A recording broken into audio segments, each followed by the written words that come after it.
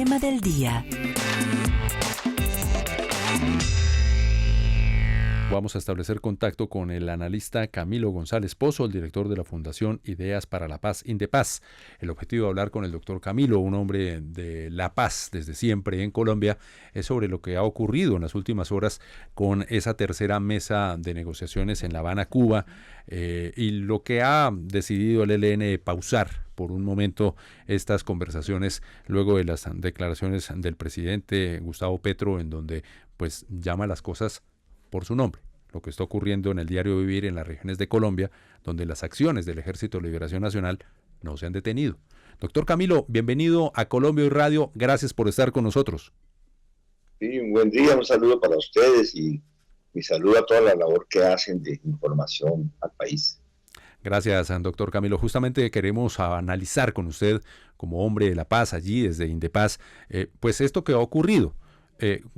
¿Cuál es su análisis de hacia dónde está avanzando este tema de la negociación, por el momento pausada por decisión del ELN, y los esfuerzos que hace el gobierno nacional para desarrollar y llegar a concretar un acuerdo de paz con este movimiento? Pero yo creo que una mesa de conversación entre una organización rebelde como el ELN, pues con décadas de lucha armada, y un gobierno de cambio que quiere la paz total, es una conversación difícil, porque pues ahí se parte de diferencias muy profundas y se busca construir un lenguaje común. Pero tenemos dos velocidades. Por un lado, el gobierno está en la idea de concretar un alivio para las comunidades, un cese al fuego a lo más breve, en un tiempo breve, y medidas que se encaminen a cerrar el conflicto armado en Colombia. En cambio, el ELN no está todavía maduro para una dejación de armas, una solución política. Consideran que eso debe tener mucho tiempo, incluso no está claro que estén decididos a negociar con este gobierno. Entonces eso va a mantener una tensión. Yo creo que es un juego natural que se está dando, que es un juego de presiones inevitable, pero uno lee que lo que el presidente tiene como preocupación es que no ve avance en las conversaciones. Él ha dicho desde el inicio que se pueden hacer todo tipo de discusiones, pero que hay que concretar de manera urgente el cese de cualquier acción de daño a las comunidades, un alivio a la población, un cese al fuego, y que ese debe ser el punto número uno de la agenda. Esa fue la conclusión después de las reuniones en México, ha sido como la urgencia, y para el ELN eso suena mal. Entonces, yo creo que ese es el problema de fondo. El problema de fondo son dos concepciones sobre el camino para la paz, dos velocidades distintas, y el hecho de que el ELN no está maduro para una negociación con el actual gobierno, no está maduro aún.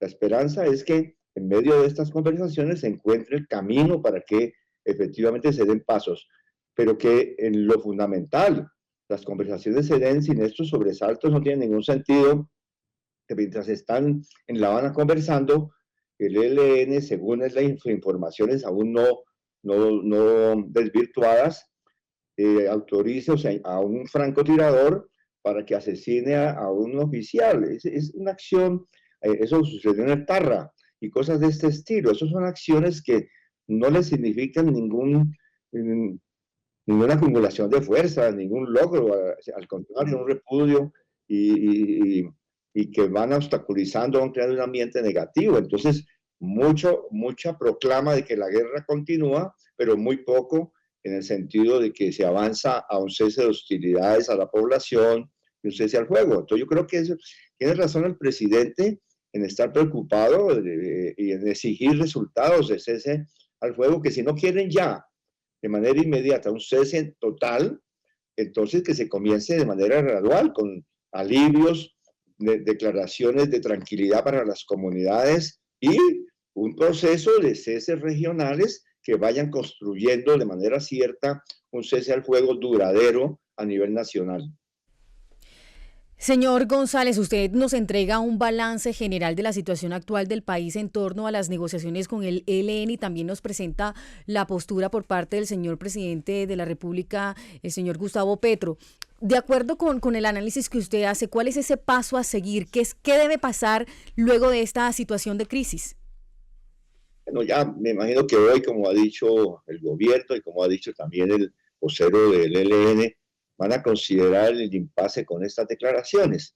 El presidente ha hecho dos declaraciones importantes. Una señaló que pues efectivamente hay problemas en relación a los negocios ilícitos del ELN. Eso es una realidad.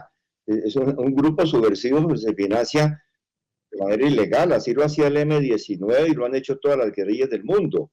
Y ese asunto no debe soslayarse, debe tratarse. Eso produjo una incomodidad porque existe una declaración y un decreto del gobierno donde reconoce el carácter político de las conversaciones y el carácter del grupo armado rebelde al ELN. Pero al mismo tiempo hay análisis políticos que dicen, bueno, ¿por qué el ELN no entra realmente a un proceso de paz con un gobierno de cambio, a pesar de todas las diferencias, ¿no? Y allí hay interpretaciones de diferente orden. Uno, porque hay concepciones distintas sobre la paz, sobre el país y demás, pero también consideraciones sobre el momento actual del ELN, es decir, qué tanto hay de definiciones políticas y qué tantos amarres hay por sus economías de guerra, qué tanto al interior, en sus bases, se han acomodado a la obtención de rentas, a una forma de sobrevivencia con pequeños poderes locales, económicos y políticos, y esa inercia les dificulta dar el paso a una solución política. Esa es una discusión legítima, en donde puede haber controversia e incluso se pueden señalar equivocaciones, pero es un problema real. ¿Por qué el ELN no da el paso con este gobierno para una solución política definitiva? Yo creo que ese es un asunto que no tendrá fin en esa discusión. Ya el gobierno sacó una nota aclaratoria donde reitera la voluntad de continuar las conversaciones, el reconocimiento al ELN y a su delegación como grupos rebeldes, y al mismo tiempo el respaldo a la delegación que está allá. Y por el lado del ELN, pues hablaron de pausa. Me parece que hubo dos declaraciones. La primera fue terrible, donde acusaron al gobierno de estar en complicidad con el paramilitarismo, de estar pues promoviendo o haciendo omisión frente a las violencias y asesinatos de líderes, de toda una catilinaria tremenda. Pero luego hay que notar las declaraciones pausadas y ya más, digámoslo, más encaminadas a solucionar el impasse que hizo el señor Beltrán. Yo creo que por eso podemos esperar que en el día de hoy se recupere el camino. Eso va a haber un forcejeo permanente. Y ese forcejeo no tiene que ver con normas, con procedimientos, con todas esas cosas. No, tiene que ver con el problema del fondo. Es que allá hay dos pretensiones en relación a la paz. El gobierno quiere resultados prontos y comenzando por un alivio para la población con un cese de hostilidades y el juego. Y el ELN quiere una tribuna política y un proceso político en el cual se den condiciones que a su juicio puedan en el futuro hablar de la terminación de la lucha armada. Sí, doctor Camilo, una declaración agradeciendo este contacto con Colombia Radio. De las palabras del presidente Gustavo Petro, pues no dicen nada distinto a lo que el país ha visto desde hace muchos años. Y se ha preguntado, y le han preguntado a los voceros del Ejército de Liberación Nacional en diferentes procesos. ¿Hay coordinación entre la mesa de negociaciones en cualquier lugar del mundo y los frentes armados en Colombia? ¿Usted cree que esa conexión existe? Yo creo que sí. Creo que el ELN tiene una estructura particular bastante horizontal, donde hay una serie de frentes que están orientados de manera general por una estrategia de poder locales y demás, un programa que ellos tienen con grandes autonomías operativas. Ese es parte de esa organización. Cuando han hecho cese al fuego, como se hizo durante el gobierno del doctor Santos, por 101 días, ellos dieron la orden y lo cumplieron. Es decir, que no podríamos decir que es una federación de fracciones encontradas, pero también hay diferencias.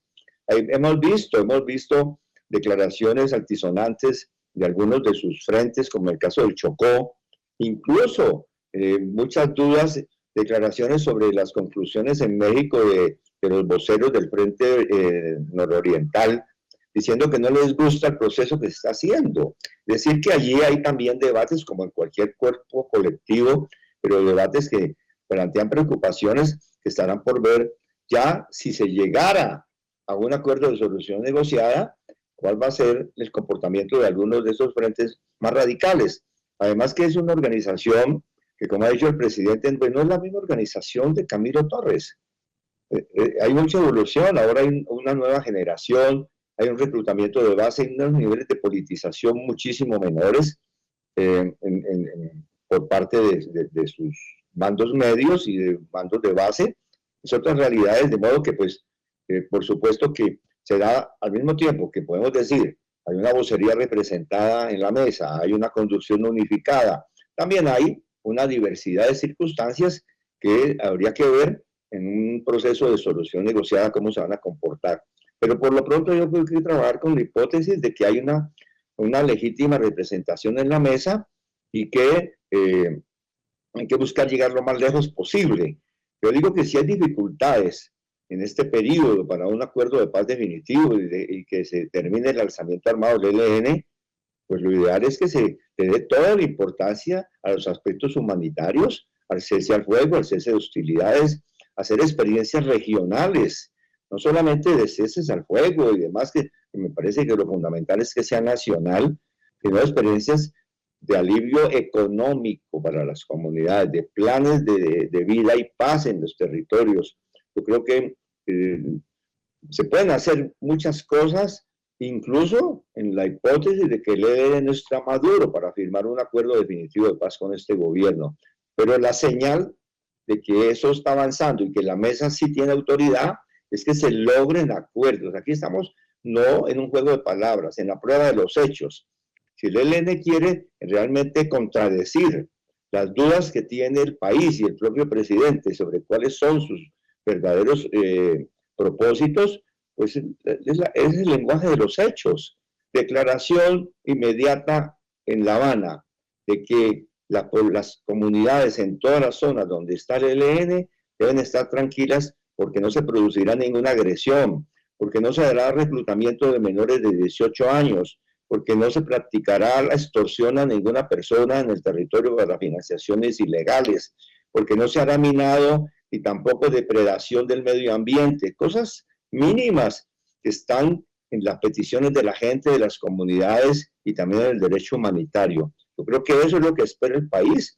Si no están maduros para firmar la paz y dejar las armas, sí deben estar maduros para un alivio humanitario, para un respeto a las comunidades y para una tranquilidad al país, de modo que el país pueda hacer el ejercicio democrático y se pueda avanzar en la política de cambio en medio de las conversaciones de paz. Doctor Camilo González Pozo, director de la Fundación Ideas para la Paz, Indepaz, gracias por estar con Colombia Hoy Radio. Bueno, un gran saludo para ustedes y muchas gracias también. Esta es Colombia Hoy Radio, emisora web conectada con todas las regiones, voces y valores del país diverso. Colombia Hoy Radio.